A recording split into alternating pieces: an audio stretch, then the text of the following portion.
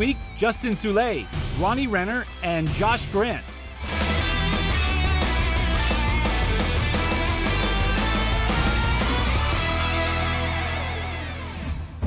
Welcome to the Moto Show, episode 4. I'm your host, Jim Holley. Alongside me, as always, Lorette and Paul.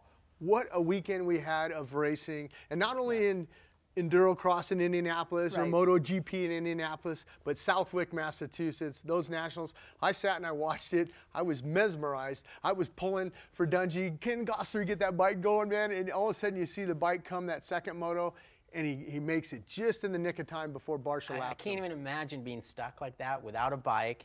Everyone takes off, knowing that you've got to get, before Barcia would come through, he has to go or he's done.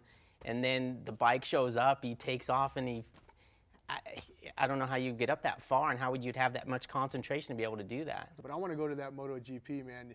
It looked like a great weekend out there, too. Yeah, it was. I mean, I remember a few years ago we had that weather, you know, but this year the weather was perfect. The crowd was up. They had little issues with the track when they first showed up because they'd resurfaced it and the guys found it really slippery.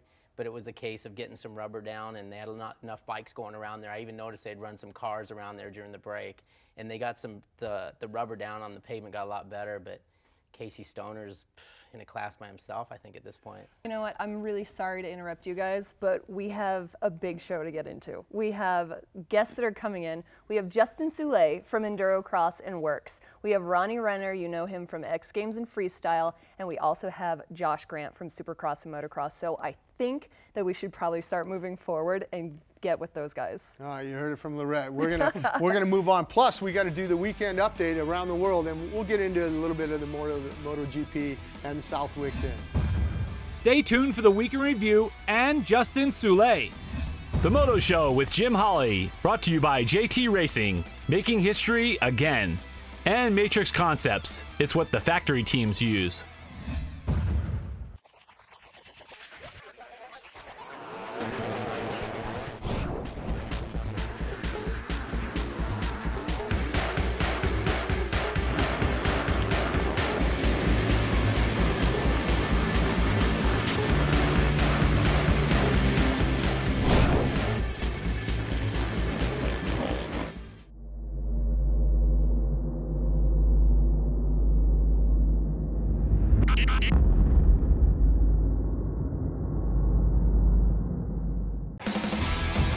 Welcome back.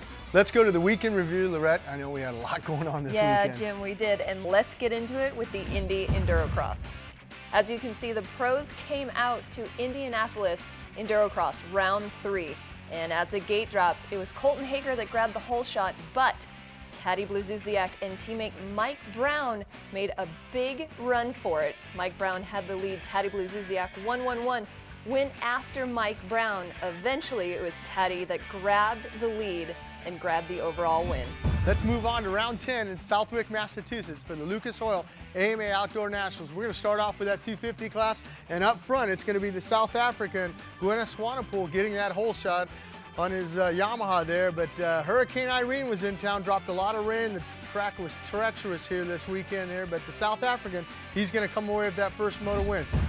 Let's go with Moto 2 here. It's going to be Dean Wilson right here with his bike smoking, number 15 there. He was able to hang on to that third, but the man who came across that second moto, another South African, that was Tyler Rattray. There they all three up on that podium there, spraying the champagne. Let's move on to that 450 class, and let's see who gets that whole shot in the first moto. It is gonna be Ryan Dungey. It was Ryan Dungey's day. He wanted to come out and make a statement. Unfortunately, Barcia was running third. He had bike problems, as well as Reed on that factory Honda. Both Hondas out of that first moto. But it was Dungey the whole way as he comes across the finish line there. Let's start off with that second moto, and something different here. The motos get the gates down, but we don't have the #1 Suzuki rider, Ryan Dungey. They were doing a moto change. There's his mom telling him, take it easy, the bike will get here, don't worry about it, Gosler's gonna get it here, and Mike Gosler gets it there. Unfortunately, Dungey takes off in dead last. He's about 30 seconds behind last. He works up, but the man out front, that is number 17, Justin Barcia, and only his 4th ride on that 450. He's gonna come away with that second moto win. Barcia gets that one, there he is, everyone's happy at the Honda camp. But you know, the guy who ends up winning this thing overall, he's been trying for 8 years. That is Brett Metcalf on that factory Suzuki. Way to go, because Southwick owed him one. Last year, he ran out of gas and he had the overall. Good job, Brett. Let's move on to the women's side of things. In Southwick, Massachusetts, we're going to see Ashley Freilich. She gets that whole shot running away. Unfortunately, for her nearest competitor in the championship, Jessica Patterson, goes down, has problems in that first moto, ends up 27th. But on the day, with 1-2, it was Ashley Freilich coming away with that win. The FIM Speedway Series went to Torun, Poland. It's round 8, and it was the lone American of Greg Hancock that finished 5th, but he was able to extend his points lead in the series. He still leads 117 points. But it was Andreas Johnson who got first, in second Jurislaw Hampel, and third Darcy Ward, which is the rookie. Let's move on to Indianapolis, Indiana, where there is Nikki Hayden, one of our American stars. Valentino Rossi, his teammate on that Ducati, didn't have such a good ride. There's another American star, Colin Edwards there, and that's the man who won it, Casey Stoner, number 27. But he had a battle a little bit as Pedrosa got the whole shot and kind of went away a little bit, but Stoner was patient, ran him down. Here's the American Ben Spies. He finished up in third after a bad start. Stoner talking to the media there, another win for him. He's starting to pull away. Stoner winning it, Pedrosa second, and the American Ben Spies in third. With 1 round to go, Nick Fahringer cleaned up and grabbed his 3rd win in a row in the AMA National Enduro Series in Chandlersville, Ohio. Fahringer took the overall victory by just 1 second over Thad Duvall. Corey Buttrick rounded out the podium in 3rd. We're going to stay in Indianapolis. A little bit different sport bikes here. It's the XDL Championship Series here. Look at these guys. These guys are phenomenal on these bikes. I wish I could watch this backflip. Boom, he nails it. He hangs onto the motorcycle. But the champion, this guy right here on the Yamaha, the R6 there, that is Bill Dixon coming away with the championship there. This man, look at those slides. I mean, it's incredible what this guy can do. Here's his victory burnout here. I don't know. I hope he's got a tire ship sponsor because he's burning off a lot of rubber there. Up on the podium, there it is. Yamaha's own Kevin Foley awarding the championship to Bill Dixon on that Graves Yamaha. Shire brothers Adrian and Thomas battled hard in the 3-race format in the FIM World Supermoto Series in Italy. The brothers grabbed the top spots on the podium, Thomas taking the overall and Adrian grabbing second, while Ivan Lazzarini settled for third. And we'll be right back with Justin Soule, so stay tuned. When we return, Monster Energy Kawasaki's Justin Soule. For 40 years, we've always had that responsibility of covering everything. Supercross, motocross, off-road. Huge fan of MotoGP. You find your name in the back and you say, hey, I'm in Cycle News. I mean, when you see it in the format that it's in now, you're just like, wow. The photography is exceptional. It also allows us the use of video. I've got it on my phone, my iPad, my computer. When you're finished reading Cycle News, you really know what happened.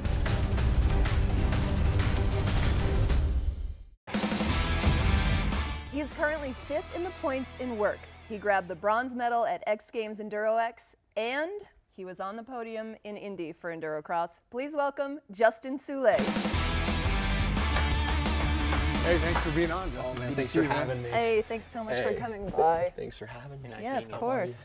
Here, have a seat next to me. All right. So this is your first time at the Moto Show. What do you think of this set? Is this amazing? This is amazing. I walked in, I was like, this is legit. Yeah. I love it, you know, the cool bikes and stuff, and, you know, obviously Ricky Carmichael's jersey. Yep. I mean, it's cool. I like it. It's I know. awesome. Well, maybe we can get a jersey from you. Absolutely. Okay, Absolutely. good. Well, you know what I want to talk about is Endurocross. Yeah. Yeah, because we were just there in Indy, and it was awesome. Not for you, because I know you were really frustrated that you weren't at the top of the podium. But you know, talk about that. Talk about racing against Taddy Blazuziak and Jeff Aaron. And Who is it? Taddy Oh, I Blazuziak. thought it was Teddy. No, not Teddy. Teddy. I can't get the guy's name right. What's his real name? Like Taddy's? You don't want to know. Teddy. Taddy's? See, there Taddy's? you go. See, it's just Teddy for short. I call him Teddy. Teddy, and we're leaving. As long as you have the T, right? Right. Yeah. No, he's great. Super fast. He's an animal. But you are as well, and you so badly want to be up on there on the podium. Oh, absolutely. I mean, that's why we put in the hard work. That's why we train during the week, is obviously to win. But you know, like Taddy's amazing. He's hands down, I think, the best technical rider in the world. You know, I'll be honest. I think if I was to go head to head against him in like a last man standing or an Erzberg race where it's really bike skill, he would beat me hands down. I'm pretty sure. You know, but you know, Endurocross is technicality mixed with racing. I'm a racer. You know, I learned to ride the technical, so, you know, it's working out pretty good, and I'm enjoying it. You know, I have a lot of fun. It's kind of just, it's nice to be part of something that's fresh and up and coming right now, you know, and it's cool to, you know, especially being an off-road guy where, you know, usually don't have any fans really. You're out racing by yourself. Yeah, you but know? if you're out in works, you're doing what, 100-mile loops out there, and fans can't get out there, so. Yeah, it's not really spectator friendly. So I mean, it's cool for, you know, for endurocross to be racing in front of all the people and, you know, slapping the kids 5 as you ride by, and it's like, you know, you feel like a, you know, you feel like a professional athlete. You know, like I got fans, really? Seriously? Which one of those two things do you enjoy the most? I mean, do you like the high-speed, deserty type stuff, or do you enjoy the indoor endurocross stuff? You know, I think it's kind of, it's almost kind of like your motocross and supercross. Like, you love riding motocross, and then probably after that last round, it's like, okay, I'm ready to ride supercross. You know, it's kind of the same thing. It's like, I love riding the works races, you know, but then it's like, okay, I want to do something a little different, but then you know, you have something else to whet your appetite, which is So it's cool you have that mix. Yeah, exactly. I love to have, you know, just a mixture of stuff going, and I just like to ride my motorcycle, whatever it is I'm riding, you know. So how hard is it when you have to race against that tatty guy every week? He seems like a freak. I mean, it's like, do you line up and everyone's like, okay, who's getting second? You know, I mean, no, I still like to think I can win it, you know, and for me, I think I've been practicing better than I've been racing, sadly, and I hate to say that, but, you know I have more in the tank, and I think the nerves are kind of getting me at the races a little bit, you know. I know the expectations I have on myself and that, you know, that the team has on me, and I think I let it eat at me a little too much, and I kind of just need to let that go and just go ride for me and ride like I know how to ride. And let me ask you this: you mentioned you practice better than you've been racing. Where do you practice at for endurocross? I mean, where do you know, you're from the high desert, Phelan, however you want to pronounce it. Tatty. Yeah. But, you know, I've been, you know, you got Competitive Edge out there, you got Racetown. I mean, back when I rode, it was called Sunrise Cycle Park or whatever. I'm dating myself now, but I mean, seriously, where do you go to cut some trees down, put some logs on a little track, get some big boulders? A guy doing it, hey, drop that stuff off over here. Just drop a bunch of trash off because I need to learn how to ride. Hey, watch your mouth. Well, that no, is not trash. No, it's not trash, but you know what I'm saying.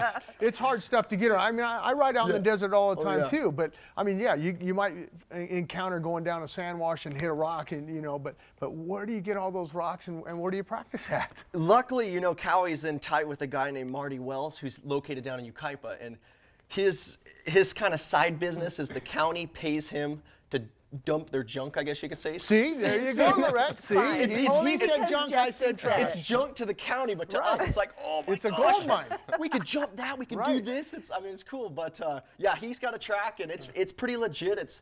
I mean, it's a minute 40, you know, minute 42 second lap time. Wow. Yeah, it's and normally, tough. what is a lap time? It was a minute in Indy. Yeah, it's usually, usually a minute. So yeah, okay. So that's, I mean, trying to do like a 10-lap moto, it's like in your mind, you know, it's like, okay, you know, the regular endurocross is a minute long, minute 42. Okay, I'm going to do 6 laps and call that 10. Right. You know what I mean? I mean, basically, you got to set their bike up a little differently. You run a little bit more air pressure in for the rocks and things like that. I mean, because you got to, it's just not like you can go there cold turkey. I mean, you got to have some sort of settings going into it. For sure. You have to have the seat time on the track. And, you know, the cool thing is you actually can take a regular motocross bike, and it's just some minor things you need to change, some suspension clickers.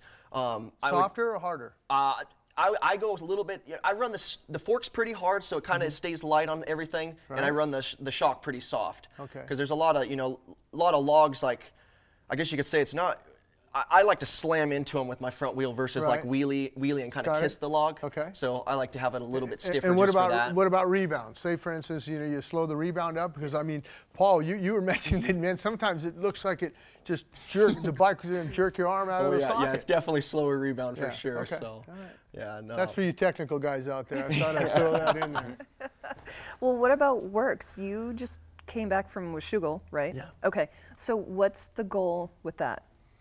You know, obviously when we started the year, it was like, we're gung-ho, let's win the championship, and you know, had some things happen that were a little out of my control, and right now we're just kind of trying to recover points right now, and you know, but I'm just having fun right now. I mean, finish the points the best I can, and you know, the main focus for me is endurocross, you know, as far as like having a chance to, you know, to win a championship. So I mean, sadly, it's kind of like I'm kind of out of the points for a championship for works, so it's kind of, now it's kind of playing second fiddle to to endurocross a little bit, but I'm still going out there and trying to win. Don't get me wrong, you know. Yeah, definitely, absolutely. All right, well, Justin, we really appreciate you coming on the show and everything, and you know, I learned some more things about endurocross. I went and saw it last year in Vegas at the final round, and I was amazed because you know you watch it on TV and it doesn't do it justice. I mean, you have to be there and you have to see the way you guys compete because I mean, you guys are like athletes. Like anybody who says, "Oh, I can do that," yeah, right. Take that motorcycle. Hey, well, let me tell you what. They have a chance to do it. If they think that they can do it, they can come out. We have support classes. So we have the Amateur Open, we have the Trials Cross, and we have the Vet class. So if anyone does want to come out to Endurocross and give it a whirl like Justin does, can you give me some tips? I'm 50 now. Do they have a 50 class? Can I ride? Vet class. But that's 30 and 40. No, I'm 50 now. I want to ride against the 50-year-olds, Paul. We have a lot of talented, experienced racers that That's are out old there. guys. All right, well, thanks. I appreciate you coming on the show, thanks for man. having me. Good luck to the rest of the season out there. And if I'm by failing, I'll drop by and we'll go over a few. Oh, yeah, for sure. Up next, Ronnie Renner is going to be on the show. When we come back, Red Bull's Ronnie Renner and later Josh Grant.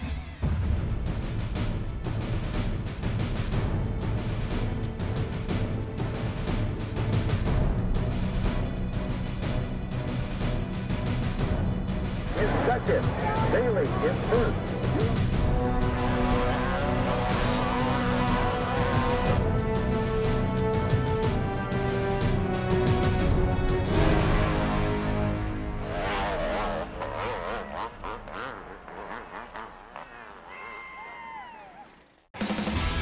He's a freestyle legend, multi-time X Games medalist, and is now involved with the Ronnie Renner Free Ride Tour. Please welcome Ronnie Renner. Nice. Thanks for coming on, buddy. Good to see you, man. How you doing? Everything going good? Hey. Yeah, hanging in there. Good. Thanks so much for coming. good. Oh, thank you. So, how you doing? Hey, wait a minute. Where was mine? Touched by Ronnie Renner. Come on, give me a big hug, baby. Give me a big hug. This is the way we're going to do it here on the Moto Show. Thanks for coming on, Ronnie. Out Let's get this of party control. started. Yeah, I think you already did. So welcome to the show. We're so stoked you could come out, and Thanks Michelle and the baby, Yeah. baby Chloe. Sorry about getting a hold of me. That's not the easiest thing. Oh, well, I Too many had to kids. stalk this guy and call and text and email and Facebook, but we finally got him. So, yeah, we're glad you're here. And we have a lot of stuff to talk about, like the Red Bull Ronnie Renner Free Ride Tour. You got it. Did I get all of it? Yeah, no, Cool. that's been a struggle. Like, everybody has a hard time, but how else do you name it? Yeah. It's me and some buddies going out to the hills, free riding, obviously, and it's kind of turned in, it's a spawn. Me and Jim were talking about the Great Ride Open, and that's evolved into this, and kind of hard to track down all these freestyle guys. So I just took the luxury to do it on my own, got the backing from Red Bull, and besides just riding and filming, we're out there stoking out the fans, like throwing out tons of product from a lot of my sponsors, and just having one big party, you know, that's, I like to say, PG. Maybe sometimes it pushes the PG-13, you know. Everybody from 3 to hundreds out there getting after it. That's so cool. How did you come up with the concept? You know, just trying to make something happen. I'm not a big freestyle fan, you know. I love jumping my bike. Wait, you're a freestyler, but you're not a freestyle fan? I am. I'll be the first one to admit it. I probably piss off some people along the way, but it's just gotten out of control, man. And I got mad respect for all the guys doing freestyle. However, I didn't sign up for all these backflip combinations and 360s and body varials, and I don't have fun when I'm riding my bike trying to learn that stuff. And I'm a big believer in, you know, if I see somebody else do it, I can do it.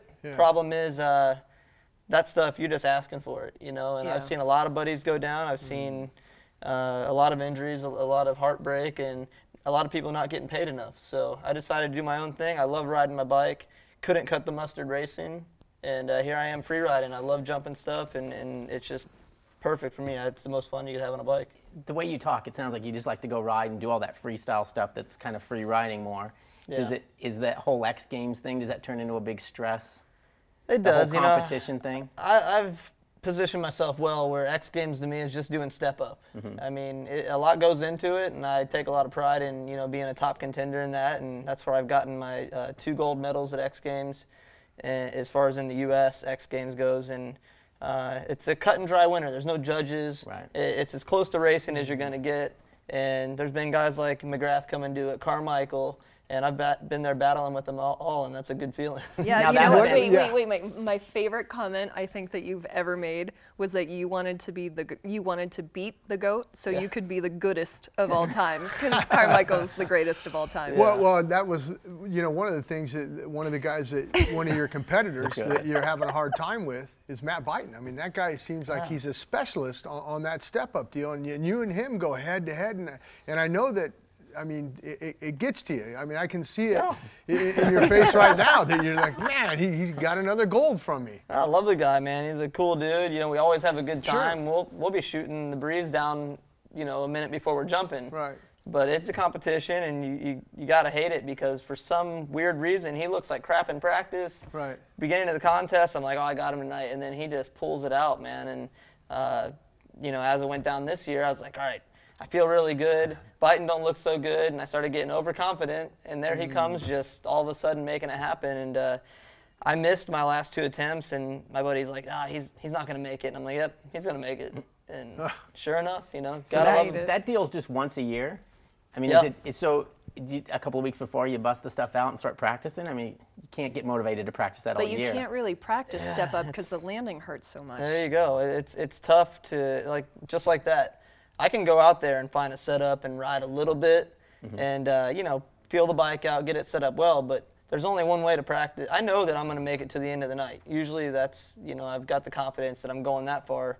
However, when the going gets tough and you're at about 33 feet, 35 feet, depending on how the lip's built, you just know you got to pull something extra out, and it turns into more acceleration. You know, I could give you all the, you know, economics to this thing or whatever you want to call it, but I like that stuff. Yeah, it gets pretty calculated, you know. It's and the landings more than are just brutal, right?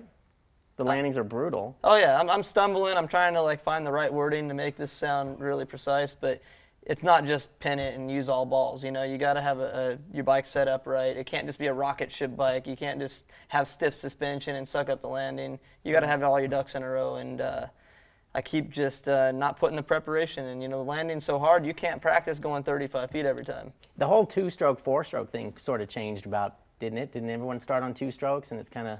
Yeah, that's something I've kind of thrown a little wrench in everybody's plans by showing up in 07 with the 450. Right. You were the first one to do that. Yeah, and everybody was they looked the other way when I rode in, but after the first jump in practice, people were starting to watch, and I felt more confidence than I ever have that night. And the torque, right? I mean, the torque of a 4-stroke. Yeah, you can mess up a little off the line, and I wanted to prove, though, I didn't want any naysayers, and I came back 2 years later on a 2-stroke. Right. And that's when me and RC battled at record heights. Yeah. And he crashed out, and got controversy. Stitches. Is that the time when he got stitches? Yeah. On the side? Controversial kind of tie, you know. And yeah. You both walked away with the gold. Yeah. And I'm not too pumped on going out like that, but hell, I was battling Ricky Carmichael, you know. Yeah. So gotta love it. And then this year I showed up on a 350, so I like to always do something different. And was it 350? I mean, was it as good as the 450? I mean, I know that you know, Andrew Short and all the guys in the outdoor, you know, Alessi, they're kind of going back and forth, 350, 450. Oh, it's a great bike. I mean, my bike was special too. We did a lot of R&D with it and did some special stuff to it to get it right. But I did every test I could to try to make the 450 better, because I didn't want that in the back of my mind. Am I on the right bike? And I love that bike. I felt really confident on it. I made some setup mistakes, bottom line. Yeah. Well, and like you said, it's hard to practice. The only way I know how to practice is just ride off a 5-story parking structure and hit the ground. I mean, that's about it, right? They're basically doing that 30 feet off the ground. Yeah, that's incredible. Yeah, I just had a little issue. I was taking it too easy practicing, and I didn't really set my sag, and I needed to keep that front wheel down towards the end of the night there, and it was wanting to instantly come up. Too much power. Right. How about that? There's a fine line right there. KTM, too much power is the slogan. You'll get it for 2012. Yeah, I feel it. All right, Ronnie. Well, I appreciate you coming on set on the Moto show today. It was great having you on. I liked the intro. All that was good, man. Appreciate it. It was nice you brought your wife and your daughter. Very, very cute. It's going to be really sick when I hop on this old school bike back here and do a burnout out of the parking lot. Yeah. Tom White might not like that, man. Thanks for having me. Up next, Josh Grant, and I got a little special little segment for you guys that I think you're going to like. Coming up, factory Honda rider Josh Grant. Your typical road atlas will tell you how to get from point A to point B, but it won't tell you which way is the most captivating if you're on two wheels. A Butler motorcycle map does just that. Our maps show the best segments of road, and every road segment detailed in our maps has been ridden and rated by an owner of Butler Maps Incorporated. You also get the quality and durability of a waterproof and tear-resistant map that'll fold time and time again. The experience is as much in the journey as the destination. Butler Motorcycle Maps.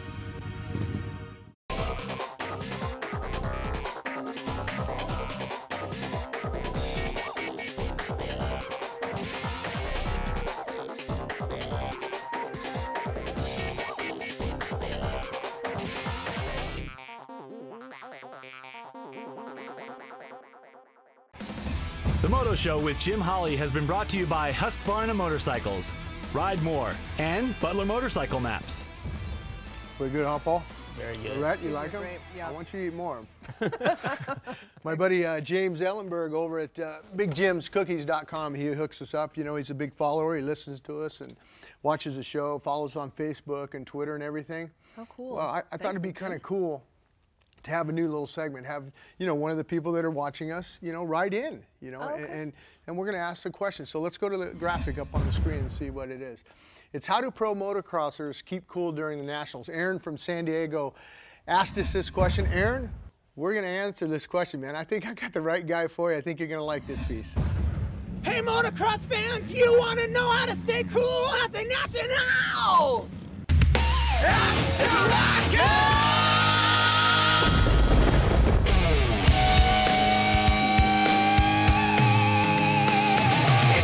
It's hot and the temperature's fair. When the 450 lines, you're underway. But you gotta keep cool before the starting gate. But don't use the track, 'cause that's a big mistake. Ooh, you gotta keep cool. So what do you do before Moto 2? Well, don't use a fan, get your hair in a jam. Ooh, you gotta keep cool. Oh, it's hot. So we decided to call it concession to the walk-in freezer for heat regression. But we soon found the temperature's too low. With a 35-minute motorhead, it was just too cold.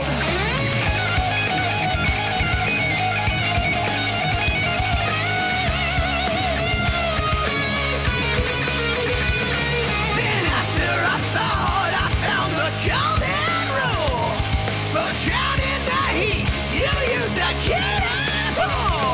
Yeah!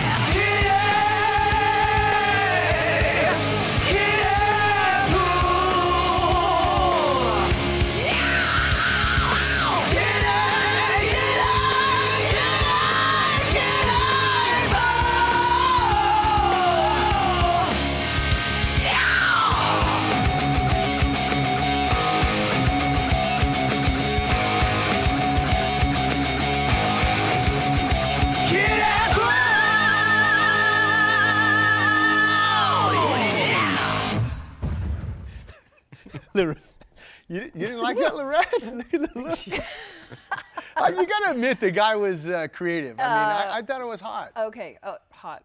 Well, it looked like he was out in Glen Helen, so that was probably recent, which probably means it was about 100 degrees out there. Right. And he obviously didn't care about who was out there, so you know what? Jim, how many guys like that did you have at your high school? Ton of them. They were all into heavy metal. You're too young. You don't even know what that is. You don't even understand. But I thought, Paul, maybe he would have had an air conditioner up there or something, you know, on the bike or whatever to keep cool. But I'm sure Aaron's going to be happy, you know. Now we answered his question. How did the pros you need to know. stay? Yeah. Well, we got another pro coming up. And this guy's won Supercrosses. He's won Nationals. He's been on a Yamaha, but now he's on a Honda. He's here with us tonight on the Moto Show. Josh Grant. Yeah, I noticed you're limping a little bit, man. You all right? What's up? How are you? You good? Good. Hey, you brought us Hi. in. Thanks so much for coming over. Yeah, for sure. How are you? How's it going? What are you gonna do? What are we gonna do? Get rid of this? Yeah, I brought Let's move a him back. helmet for the set, and I That's just cool. saw that thing was in the way, so. Yeah, we'll move Ricky back. Put you over here. That's Yeah, cool. it's a Well, good what's spot. on the top of the helmet there? It's all my tattoo art and stuff that I've kind of designed with Shoei, so it's pretty cool. Oh wow, you actually have a really pretty deep story regarding that tattoo, right? Yeah, it goes way back to like all my friends that like have passed away riding and stuff that I've kind of grown up with, racing and all that. So I kind of did like a memorial for them, and it means a lot. So it's cool. You don't ever want to forget. Yeah, no, I don't. They're good people, so it's nice. I got to ask you, how are you doing? I mean, like I said, you limped on a little bit. You've had a lot of knee surgeries. Where are you at right now? Well, unfortunately for me, I've just, I've been stuck sitting on the couch. I had surgery about 4 weeks ago, I think it is, and started getting better, started going through my workouts and getting rehab going, and yeah, I ended up having, I guess it would be like staph infection in my knee, so I had to go get that cut out like last week. So kind of limping from that. Luckily, it wasn't a setback or anything for me, so just cruising along now. Staph infections are gnarly. Like, why can't you catch a break? Like, I don't know. If I knew, I would tell you. But seriously, when did all of this start? Did this start at press day? Because you had a crash at press day, right? Yeah, it pretty much, I felt like started from press day. I had the big crash during that, and then, Phoenix was obviously, that was a pretty bummer deal for me, and it just, it kind of just went downhill from there. And when you're chasing injury after injury and trying to get back into racing, when you're, going, the speed we're going, it's like you're gonna make mistakes, so it's hard. How many knee surgeries have you had this year? Just in this year's been both knees, and that's full replacement. So I had ACL, reconstruction on both, so it's not a good deal. How old are you? 25. Oh my gosh. When you came back, I mean, I just remember that shot of you on TV, and you're like, I mean, it's hard to even watch, because you can see what you're going through.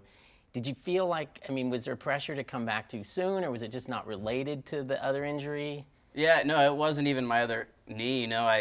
After I got off surgery from the first one, I came back and I tried to race, and I was like, maybe I'm not ready, but I want to be out there because I missed racing that much. Like, that's how much it meant to me. So I'm like, if I can get out there and at least just have fun, get a top 10, and just start building something from there, it'd be nice. So, did the first few races, and we were running top 10, and just couldn't keep the foot from dabbing on the ground, and it just kept popping out. So that's so when it's not related at all to the other one. It's not favoring one over the other or anything. Right. And now I can barely walk, so I got both of them that I'm favoring. It's like, oh my gosh. Can't catch a break. So. The outdoors are obviously a lot harder on your knees. I mean, with the deep ruts and the rain, muddy conditions, and things like that. I mean, it's got to be hard for you, though. Yeah, that was one of the biggest issues I battled was, I mean, when we went to Redbud, it rained the day before. Right. And it was just, how Redbud is, it's full-on gnarly deep ruts. And I was just like, all right, I just got to get through this weekend. And, unfortunately, it's just too much to stick your leg out and pull it out, so. I got to ask you, I did an interview with you a few years ago when you were riding for Joe Gibbs, and, went back east and everything, and you moved back there. And part of that deal is that you have to live back there. But now you're a family man, and you got a kid and everything, and you want to kind of be close to your mom and dad, and obviously the grandchild they want to see, they don't want you on the East Coast. Was that an option when you came back and took the Honda deal this year? That, hey, I'm coming home? Well, I kind of sat down with Coy, at the end of that year of 2010. I'm like, it's going to be hard for me to live out here and not having family around with my son Wyatt. So it's like, all right, what do I do? And fortunately for me, the Honda thing came about where it all worked out. But I really like the guys at Gibbs. They did a lot for me. It was just a cool atmosphere back there, but the timing just wasn't right for me to be back there and doing that with having Wyatt. So I just made a decision for me just to stay back home and work on it that way, which I couldn't even see how doing it any different would be, Well, I remember, I mean, you gave them their first Supercross win in a 450. You gave them an outdoor win. I mean, you're the only guy over there that's got wins for Joe Gibbs. Yeah, I mean, Coy. It feels good. Just like I said, it's cool to be around those kind of people and stuff. But yeah, I just had to make some changes, and here we are. Has becoming a dad changed racing for you? I think a little bit. Just in the sense that you don't want to get hurt just because you want to, keep providing for your family and stuff. But for me, it kind of brought like a new fire to where I was at. Like I wanted to train harder. I wanted to push my limits harder just so I could be I guess, that much gnarlier for him, you know, so he can go back and look at it and be like, oh. My dad's my hero. Yeah, so I think that's more what it was like for me. You mentioned the pressure. Sorry, Paul. You mentioned the pressure of, you know, with your family and everything and providing for them. I mean, what's the status with next year? Are you going to be with Honda? You're without a ride? I mean, yeah, I'm not sure right now. You know, the main thing I'm focusing on is getting healthy. You know, like I don't know what I'm going to do for Supercross or anything next year. This time of year, it's always kind of a little bit soon to, I guess, judge where everyone's going to be. You know, a lot of people's contracts are up, and you know, people talk and all that stuff. So we're still in the midst of talking, you know, to everyone, and yeah, I don't have anything set for right now, except you know, my goals are getting healthy and then come back to where, you know, I'm ready completely. And it sounds like they got that Monster Cup coming up in Vegas in October, $1 million. And I knew it would bother you because you're the guy that could win it. I mean, you're the guy that could go out there after knee surgery. You got the speed, you got the talent, and everything. It's just if you're healthy enough, and I don't know if I mean, I can see the eyes. Yeah, no, I kind of had that decision, you know, a couple weeks ago. I'm like, all right, should I hold off and maybe try to see if I can race Supercross because it's not as gnarly as, you know, outdoors and, you know, that. So I was like, kind of wavering in my head. I'm like, oh, I don't know if I should. And when I decided to get the knee done and, you know, they're like, you could have raced, you can do this. I'm just like, I don't want to talk about it. But what is your timetable now as far as going forward? Right now I just started doing physical therapy and kind of getting back into my gym workouts and stuff out here. So my goal is to shoot for, you know, like November around Thanksgiving, is to start riding again, and then kind of just build from there. You know, if it's only 4 weeks out or 5 weeks from Anaheim, which is kind of soon, so that's why I might take my time a little bit with it. You know, I got to ask you one question. I see that hat, Metal Militia and stuff. You and Deegan are buddies and everything, and I mean, have you ever done a backflip on one of the motorcycles? Been down to his foam pit? Because I ask a lot of the moto guys, you know, and. Yeah, not a lot of the guys go out there and do it, or at least moto guys, but actually at X Games, you know, 2009, I wanted to go out and try it. Right. You know, just to mess around. But I've tried it a few times at Deegan's, and I think my biggest thing is trying to get out of the foam pit. I hate doing it. It takes forever. So. Didn't you just Twitter the other day that you can't wait to start your freestyle career? I did. I did. I got a call, and one of my buddies is like, "Hey, what do you think about, you know, going overseas and, you know, doing some freestyle events?" And I'm like, "Oh, maybe." And it was a joke that I would go out and start working on my freestyle career. And the guys at Militia were like, "No, don't do that." Well, look what happened to Josh Hill. Yeah, that's unfortunate, but I mean, it's our sport, you know. It's you got to go out and have fun at the same time. So.